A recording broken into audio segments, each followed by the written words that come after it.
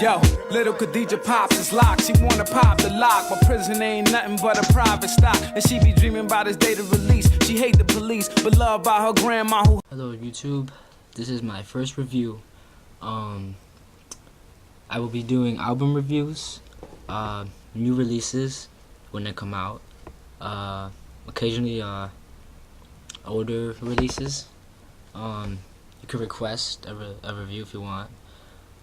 This first review is going to be Prez's debut LP, Let's Get Free, because I've been listening to it a lot recently. And this album is really political, and Prez is a really political group, and they're known for that. Excuse me. And the production on this album, top notch. It has to be, actually, because their substance is not all that. They speak their opinion, they speak their mind, but they can come off as really ignorant. The production kind of cancels out the ignorance a little bit, kind of brings in a more artistic feel. Kind of shows you that they're not just these two guys who come in here and start spewing off all this nonsense. They make music. There's live instruments too in some of these songs, so it kind of reminds me of the Roots a little bit. And their presence, the two pissed off black guys approach to this it kind of goes well with the rest of the album, except for songs that are supposed to have that chill out mood, like Happiness and Mind Sex. It kind of makes it a little awkward to listen to, because you got this pissed off black guy talking about being relaxed and stuff. I don't know. It's just, you'll see. The best song, in my opinion, is Behind Enemy Lines. It's the song that I was playing in the beginning there. It's got one of my favorite beats on the album. I love the way it just switches up the beat, but it keeps the same focus. And I like the little middle part with the sample and the conversation going on there. I don't know, I just like that. The song Hip Hop on the album will probably be like the spokesperson of the album, in my opinion. It talks about anti-materialism, talks about the industry, how it's just not all that right now.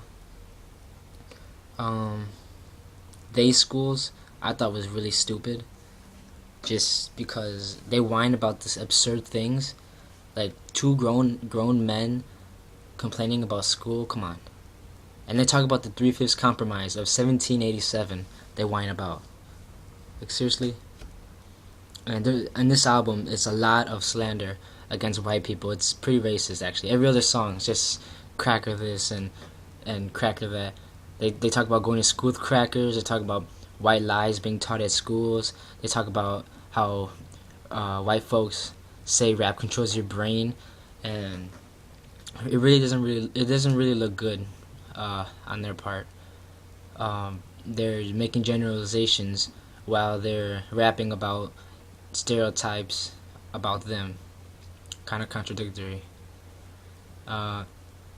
Overall, the album is very introspective. It touches on a lot of subjects: false imprisonment, school systems failing on the poor, anti-materialism, vegetarianism. They talk about being atheist. They talk about being in the ghetto as a... They compare living in the ghetto to living in a prison. And it's just... They speak their opinion in this whole album. And even if you don't agree with it, it's still a really good album. They have skill, and it's apparent on a lot of these tracks. They produced most of it themselves. There's an old Kanye West beat on there, which is pretty cool. It's actually like a remix of hip hop. And yeah, I'll give this album a 7 out of 10. I listened to it time after time,